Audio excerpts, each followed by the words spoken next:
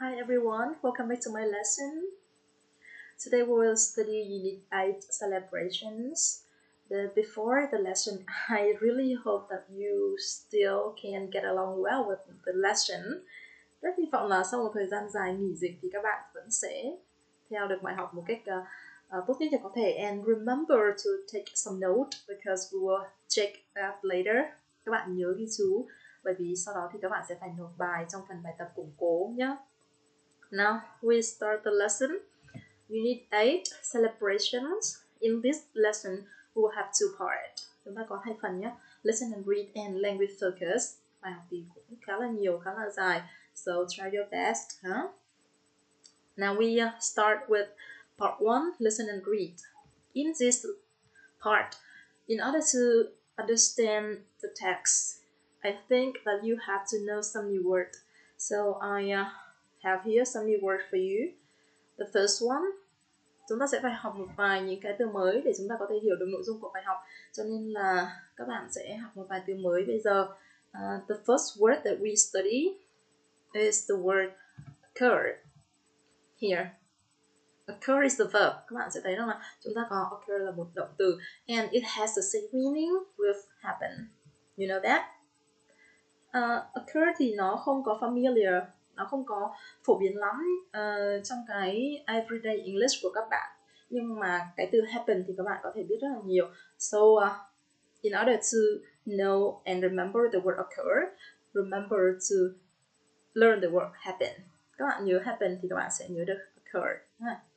Chúng ta học cái synonym, tức là cái từ đồng nghĩa như vậy thì nó sẽ dễ hiểu hơn, dễ nhớ hơn, nhớ lâu hơn. The second word that we study today is this one. Sticky rice cake. Well, this phrase is very familiar with you.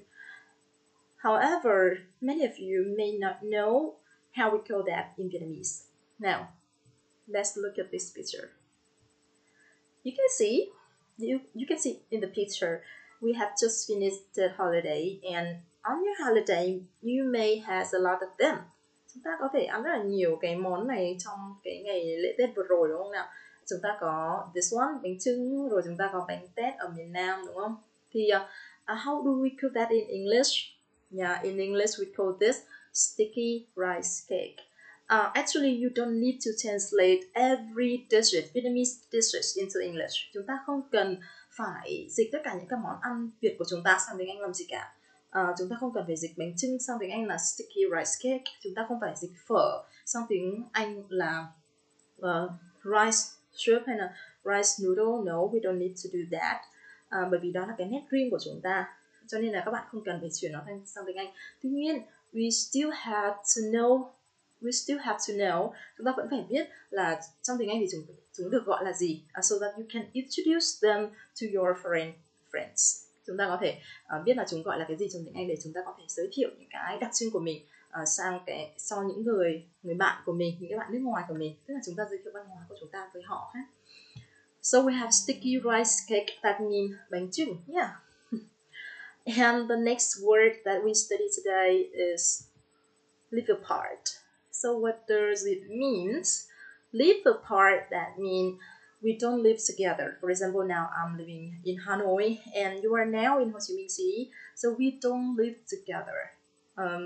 If we are in one family, but each member of the family live apart, that means they don't live together. So, live apart có nghĩa là chúng ta không sống cùng nhau. Not live together.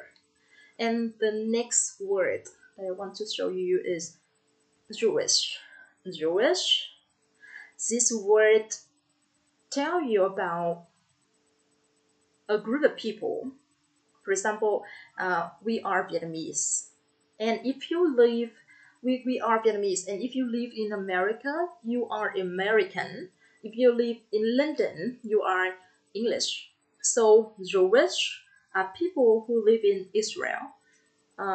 Và chúng ta gọi họ là người Do Thái. Những cái người Do Thái thì họ rất là famous, họ rất là nổi tiếng về cái cách thức làm ăn, về cách thức mà buôn bán, doing business. They are very famous for doing business well. họ rất là giỏi trong cái việc mà kinh doanh buôn bán. Người Do Thái có rất là nhiều những cái hay, các bạn có thể tìm đọc những mẩu chuyện về Jewish people ha. So we have Jewish, người Do Thái ha. And one more word here is slave and slavery. I give you the word family. Các bạn sẽ thấy là chúng ta có từ slave, and another word that connects to the slave is slavery. Slave, that means, yeah, let me show you this. Đây, các bạn sẽ nhìn thấy nhé, nó dễ hình dung hơn. As you can see here in these two pictures, you see many people here, they're working very hard here as well, but they still treat badly. They are treated badly. Tức là họ bị đối xử rất là tệ thôi. Actually, that in the past, those people are called slaves and they are treated as a wood. Tức là họ bị đối xử giống như là những món hàng hóa thôi, not human. And they are very cheap. Tức là họ rất là rẻ tiền, có thể được mua bán giống như là những cái sản phẩm bình thường thôi. And they has to work very hard every day like this. So you can guess how we call that in Vietnamese, huh? What we call that in Vietnamese, các bạn có thể đoán được là chúng ta gọi những người này trong tiếng Việt là gì chưa? Tức là giống như ở cái thời Ai Cập cổ chẳng hạn, thì những cái người này họ đã phải lao động rất vất vả để có thể xây nên những cái kim tự tháp, the pyramid. So yeah, you are right. Cái slave này chúng ta gọi là nô lệ. Yeah. And slavery is the noun that's related to the word slave. Chế độ nô lệ ha. Also, I have another word here, the cedar. This word I think is not familiar with your life, everyday life, so I show you the picture here.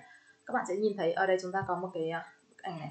Đây, I have two pictures, and in these two pictures you can see that both of them are included 6 different dishes.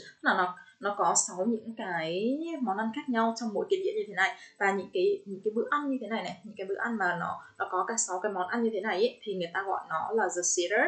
Và the Seder là một cái bữa ăn được gọi tên khi mà người ta ăn ở trong cái ngày lễ gọi là Passover, tức là cái lễ quá hải của người Do Thái á, thì họ ăn những cái món ăn mà nó có 6 cái món ăn khác nhau giống như thế này, và mỗi cái món ăn á, thì nó tượng trưng cho một cái điển tích khác nhau. Mỗi cái món ăn nó sẽ có một cái chức năng khác nhau, thì các bạn có thể tìm hiểu thêm về cái phong tục tập quán của người Do Thái. Cái bữa ăn the Seder này tại sao nó lại có 6 món, và mỗi món thì nó đặc trưng, nó biểu trưng trong điều gì, các bạn có thể tìm hiểu thêm ha. You can find it more on YouTube or Google. So we come back here, the Seder, tức là cái bữa ăn trong lễ quá hải, tức là Passover là lễ quá hải của người Do Thái, và cái bữa ăn trong cái ngày đó thì người ta gọi là the Seder. The next word that I want to show you here is joy and joyful. This word may be very familiar with you. That means very exciting. For example, I say I had a very joyful holiday.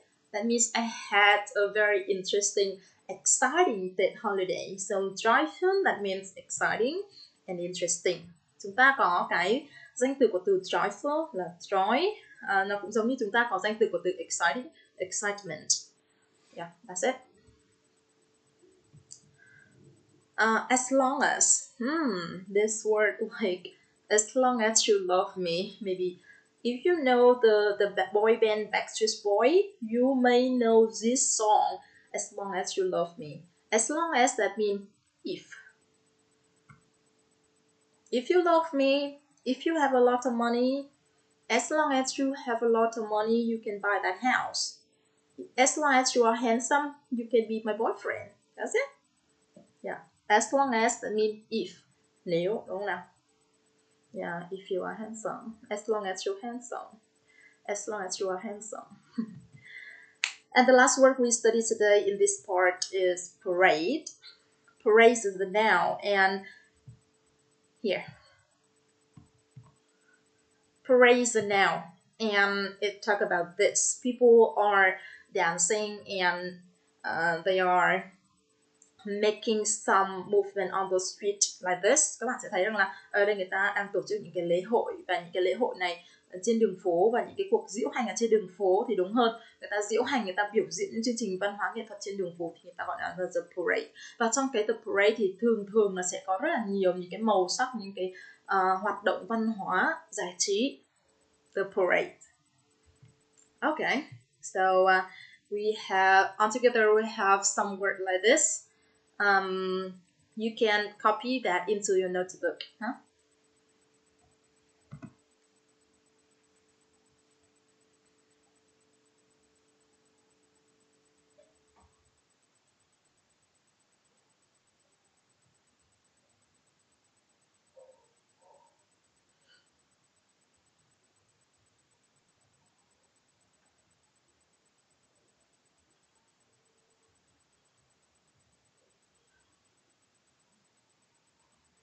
You still can write all of this into your notebook later after this lesson.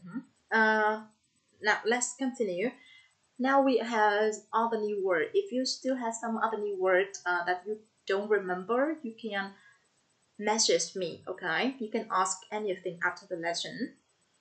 Now I want you to look at your book in page 65. You can see that we have a long text. In this text, they are talking about several celebrations in Vietnam and also in the world. So now let's look at your book and listen. Unit 8, Celebrations. 2. Listen and read. Pages 65 and 66. Although there are many celebrations throughout the year, Tet, or the Lunar New Year holiday, is the most important celebration for Vietnamese people. Tet is a festival which occurs in late January or early February. It is a time for families to clean and decorate their homes and enjoy special food such as sticky rice cakes. Family members who live apart try to be together at Tet.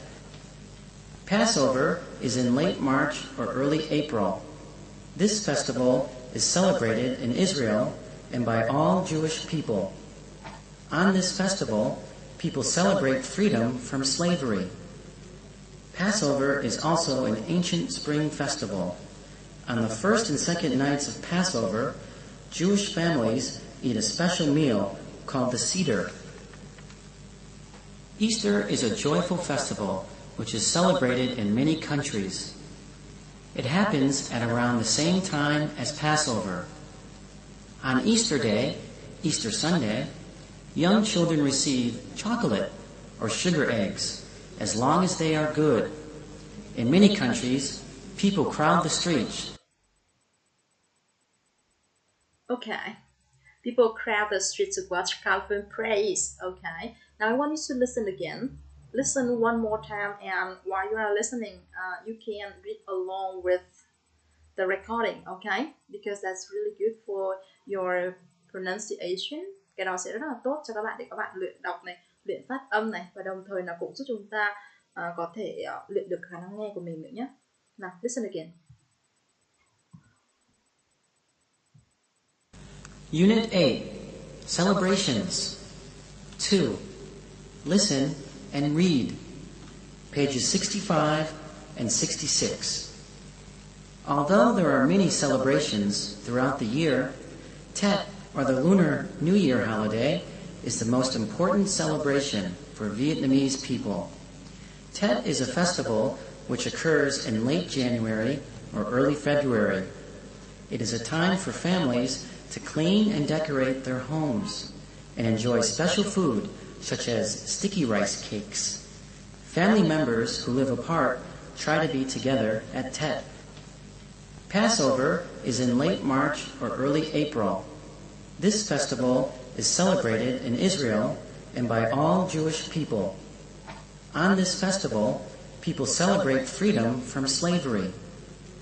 Passover is also an ancient spring festival. On the first and second nights of Passover, Jewish families eat a special meal called the Seder. Easter is a joyful festival which is celebrated in many countries.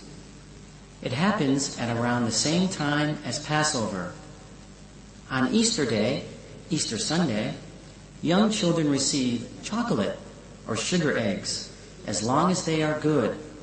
In many countries, people crowd the streets.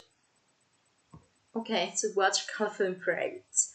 Right, so that's the text in listen and read. So in this text, you can see that they are talking about how many celebrations? Yeah, they are talking about 3 celebrations. The first one is Tết holiday, yeah, which occur in Vietnam and some other countries in the world.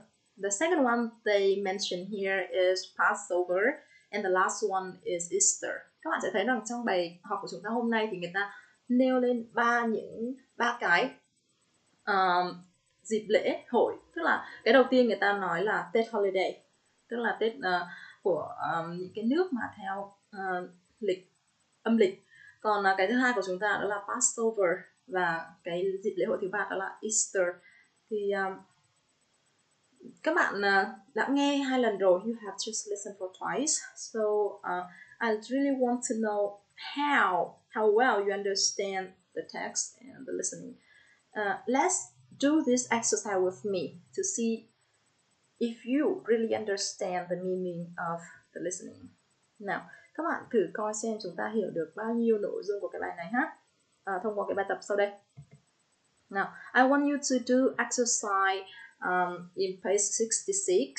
Các bạn sẽ thấy rằng chúng ta có một cái table, chúng ta có một cái bài tập nhỏ ở trong đó. Các bạn sẽ điền các thông tin vào trong cái ô này, thử xem là chúng ta điền được đúng bao nhiêu. You have 1 minute, okay? Now, I will wait.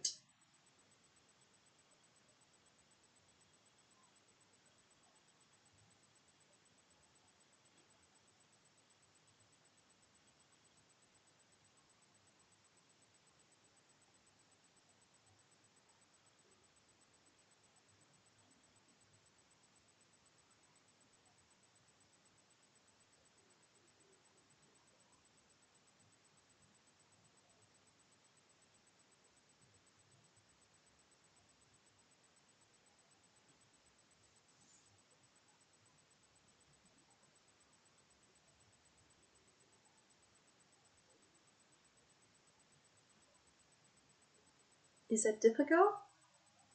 I don't think that is difficult. If you try your best, I think that you can do it well. Nếu các bạn cố gắng thì các bạn sẽ làm được nó rất tốt thôi. Now, I give you my suggested answer. Cô sẽ cho các bạn coi cái câu trả lời mà cô đề xuất. Maybe it's not exactly the same as your answer. Maybe nó có thể là không có đúng chính xác như những gì các bạn làm ở trong sách đâu. But don't worry, it's okay.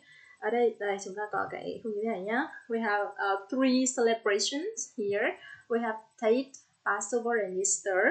And chúng ta có những cái thông tin ở phía sau kèm theo. For example, chúng ta có celebration là Tết này. When does that happen? Thì các bạn sẽ thấy ở trong sách người ta đã ghi rất rõ ràng, đó là Tết occurs in late January and early February. Tùy từng năm, depends on the year. And cái activity này, cái Tết holiday này thì nó includes những cái activities gì, tức là nó có những cái hoạt động gì, thì các bạn có thể thấy là người ta đã đưa ra cho chúng ta rất là rõ ràng là người ta trong cái dịp này người ta là clean the house and decorate their house, đúng không? Người ta dọn dẹp nhà cửa này, trang trí nhà cửa giống như nhà các bạn vậy, đúng không? Rồi đồng thời là trong dịp này người ta cũng enjoy special food. Trong cái dịp này thì người ta sẽ có những cái món ăn mà đặc trưng dành cho ngày Tết, ví dụ như chúng ta vừa mới học đó là sticky rice cake, bánh chưng chẳng hạn, đúng không? Ngày thường chúng ta rất là ít khi làm cái món đó. Rồi food đó thì như là cô vừa mới mention là các bạn thấy không? Trong dịp này chúng ta ăn những cái thức ăn rất là đặc trưng, ví dụ như là sticky rice cake. Ngoài ra thì chúng ta còn ăn những món như là củ kiệu cho người miền Nam, và người miền Bắc thì chúng ta ăn dưa hành, đúng không? Đó. Còn country là cái này nó xảy ra ở đâu? Ở Việt Nam. Yep. Passover thì nó diễn ra vào những cái dịp nào, thời điểm nào? Thì ở đây người ta đã nêu ra đó là late March and early April. Thì các bạn thấy rằng giữa Tết và cái Passover ấy, thì cái Tết nó diễn ra trước, đúng không? Rồi còn Passover thì nó diễn ra sau, vào dịp tháng 3 hoặc là tháng 4 gì đó. trong cái dịp lễ hội Passover thì người ta làm gì? Người ta sẽ celebrate freedom from slavery. Đây là cái truyền thống của người Do Thái.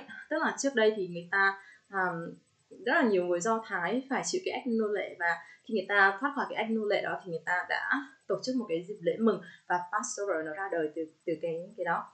Trong cái dịp này thì người ta ăn gì? Như ban nãy cô đã cho các bạn thấy những cái món ăn trong một cái đĩa mà gồm có 6 cái món ăn khác nhau, đúng không? Chúng ta gọi nó là the Seder. Đó là món ăn của cái dịp Passover. Và cái này thì nó được diễn ra ở đâu? Ở Israel. Các bạn thấy Israel là một cái đất nước hiện tại rất là phát triển, nhất là về công nghệ.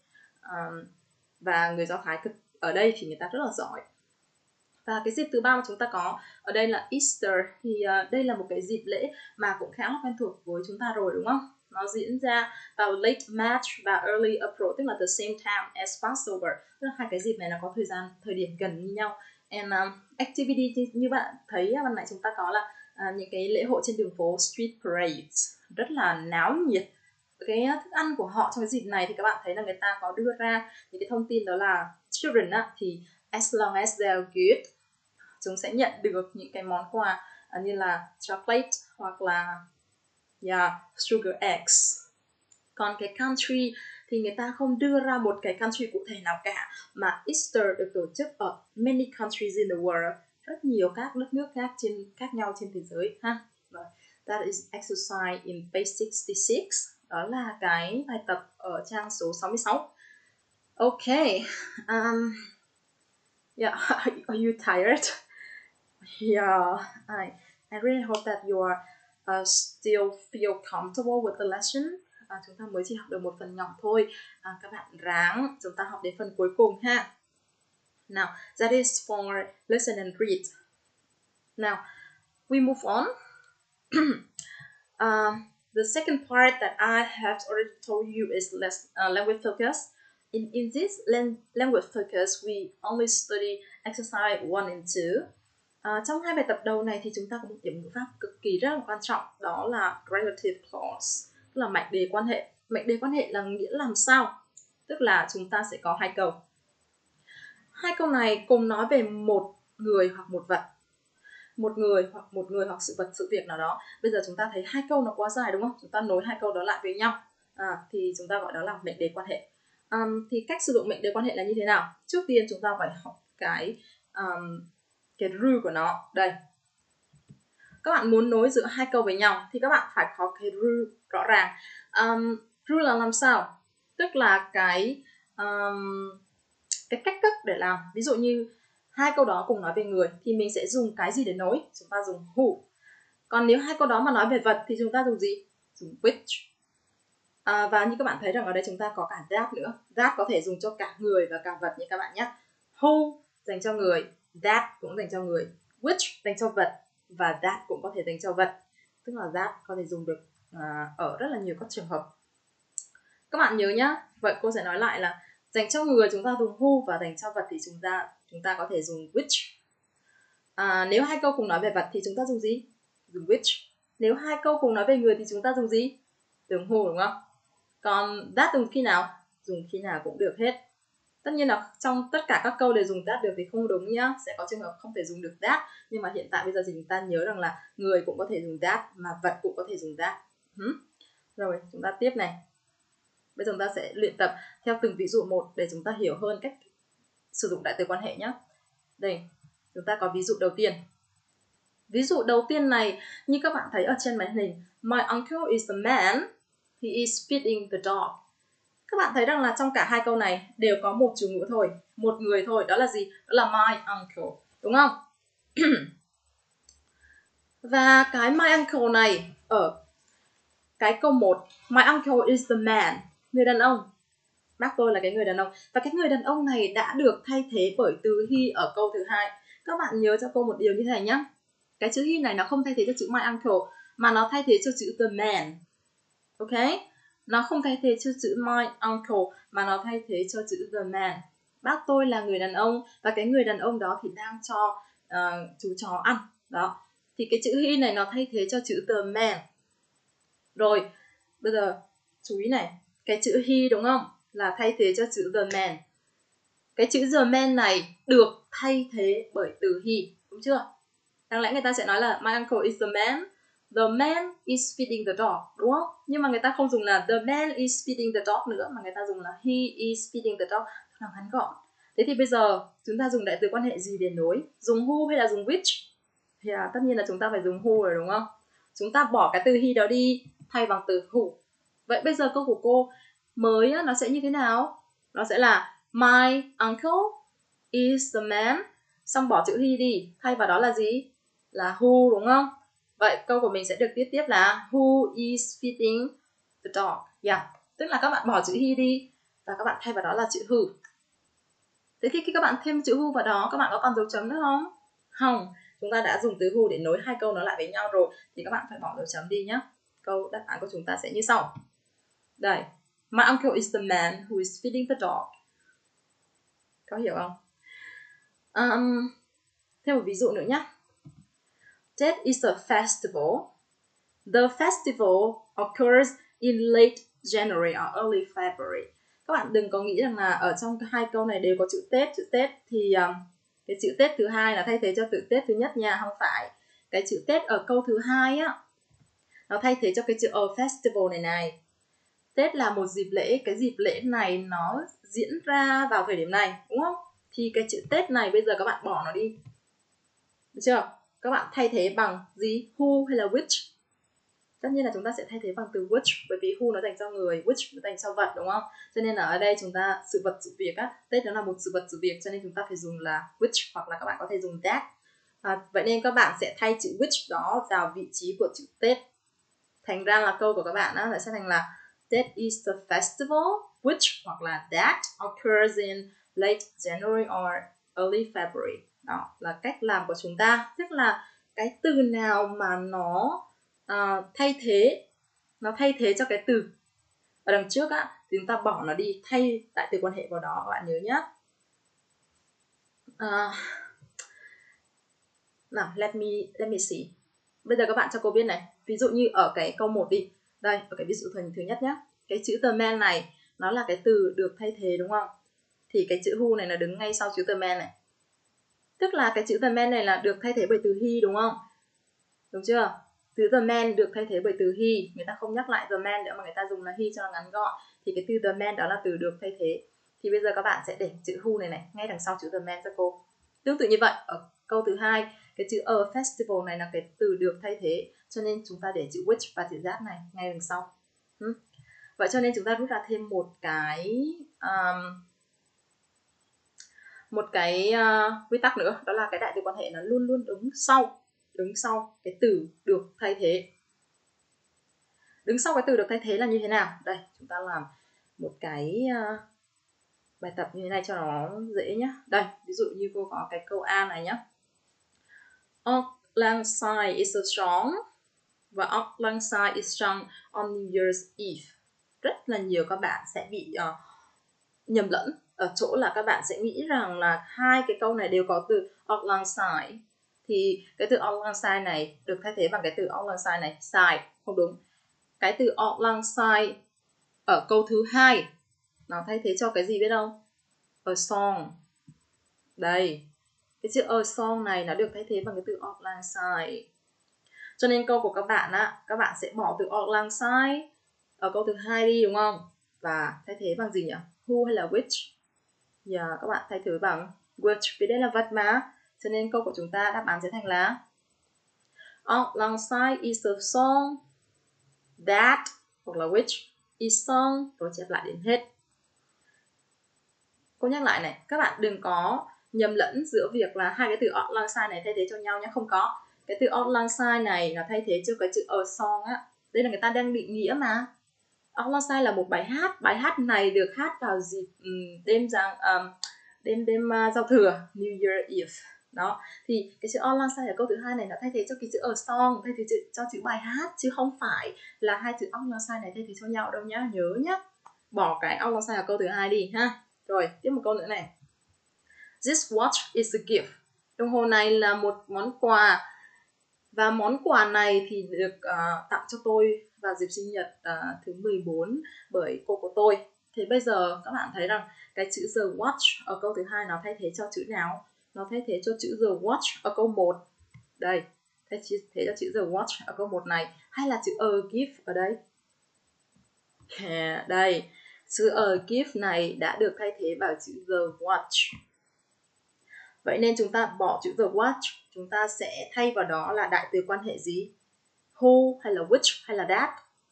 Yeah, which cũng được mà that cũng được. Vậy nên câu của chúng ta sẽ là this watch is a gift.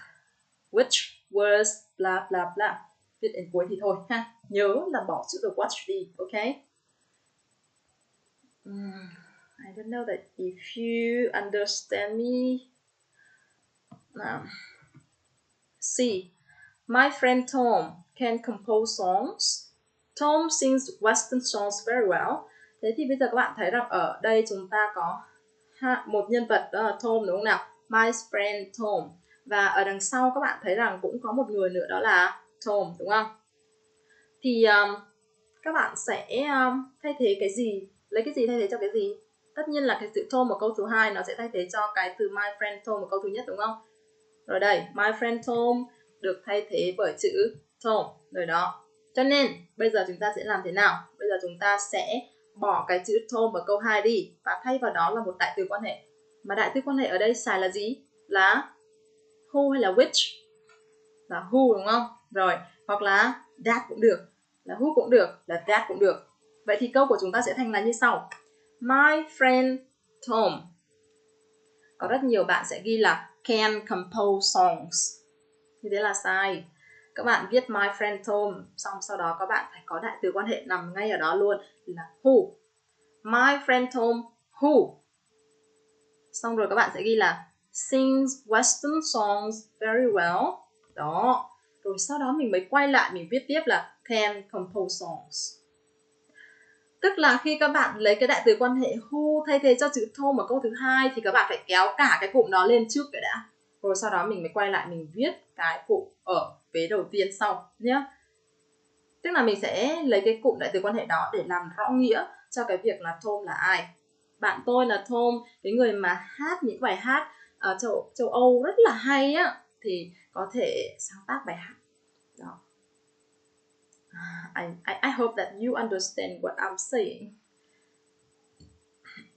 Now, question D. We often go to the town culture house. The town culture house often opens on a public holiday. Thì các bạn thấy là ở trong này chúng ta có hai cái cụm từ là the town culture house. The town culture house ở câu số 1 đã được thay thế bằng cụm từ the town culture house ở câu số 2. Nên bây giờ rất đơn giản chúng ta bỏ cái the town culture house ở câu số 2 đi, thay bằng là which hoặc là that. Nên đáp án của chúng ta sẽ là đây.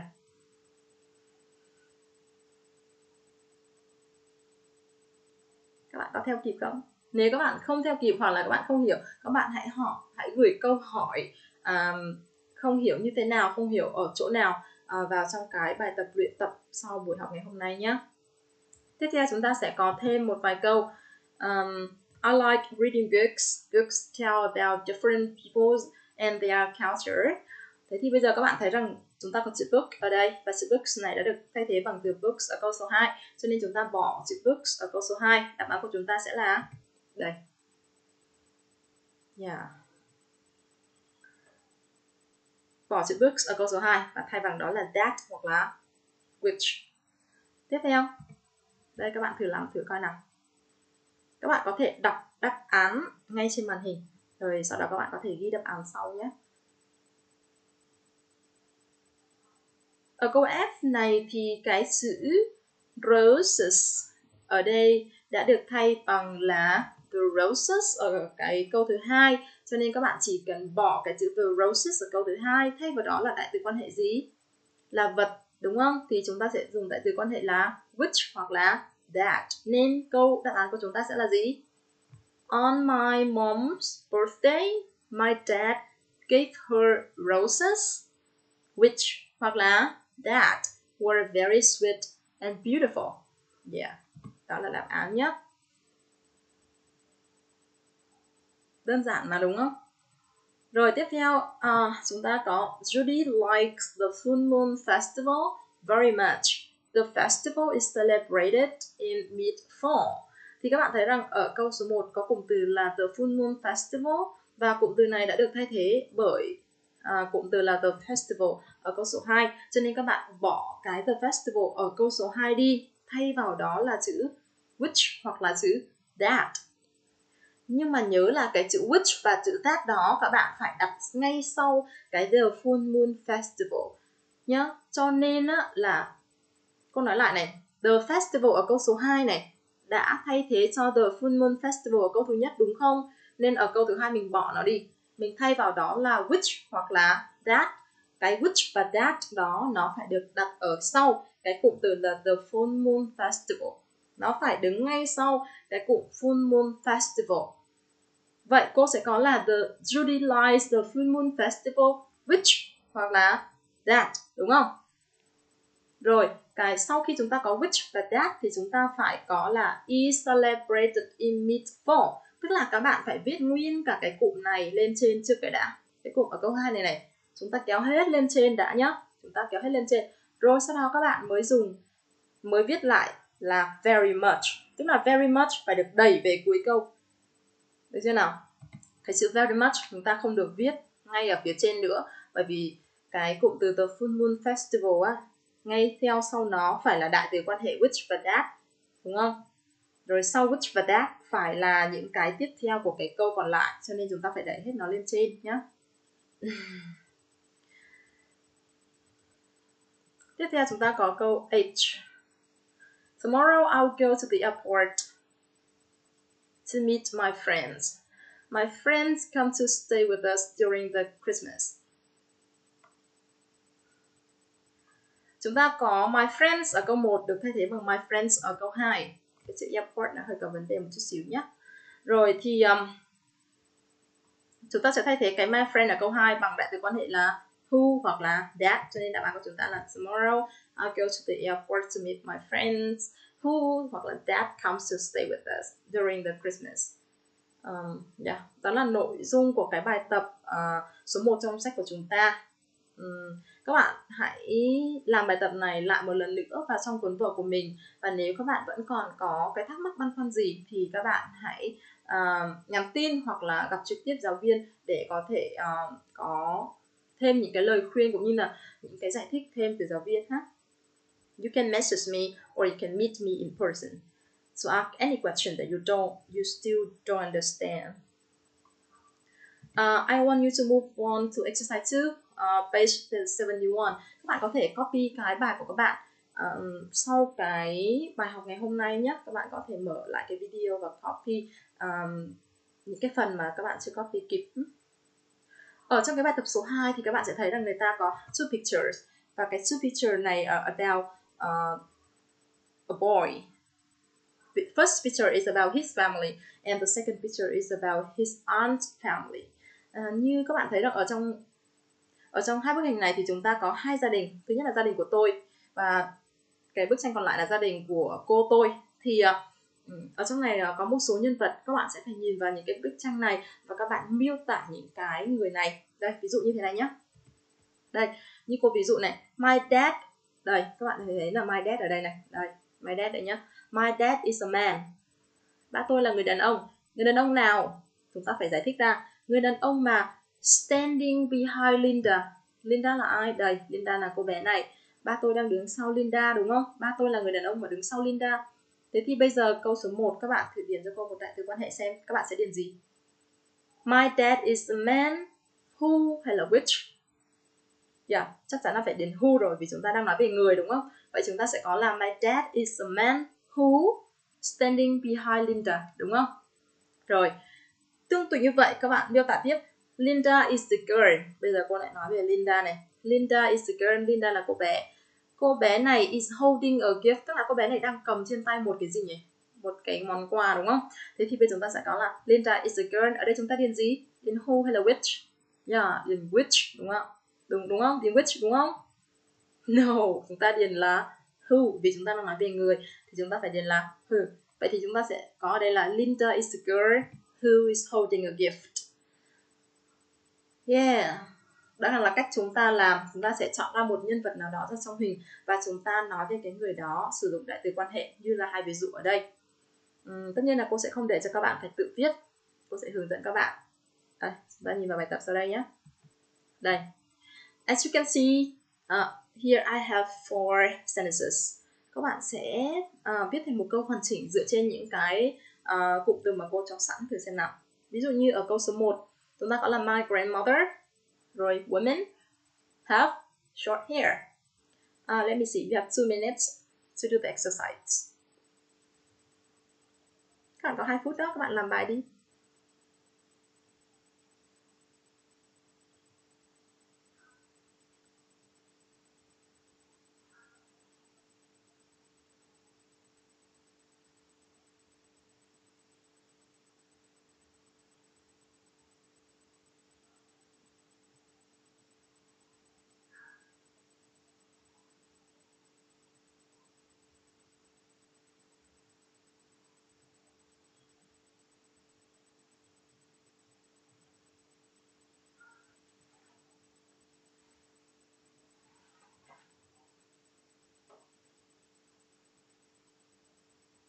Okay, can you do any sentences? Any sentence here? Do you have any answer yet? Now, the first, I'll give you my suggested answer for number 1 first. Now, let's see if you have the similar answer with me or not, okay? Number 1, yeah, this one. My grandmother is a woman who, yeah, of course we have to use who. Tất nhiên là chúng ta phải dùng who rồi đúng không? Who has short hair. Who has chứ không phải là who have đúng nha, các bạn phải chia động từ nha. Number 2, Uncle John is the man chứ không phải is a man nha các bạn. Vì chúng ta đã xác định được đó là ai cho nên các bạn phải dùng the nhé. Is the man who is wearing an orange sweater. Đang mặc một cái áo màu cam nha các bạn. Đang mặc is wearing. And number 3, Aunt Judy is the beautiful woman who has long curly hair. Who has long curly hair. Và number 4, Jack is holding a flower which my grandmother gives him. Tức là Jack đang cầm một cái bông hoa mà bà ngoại đưa cho bé. Gives him.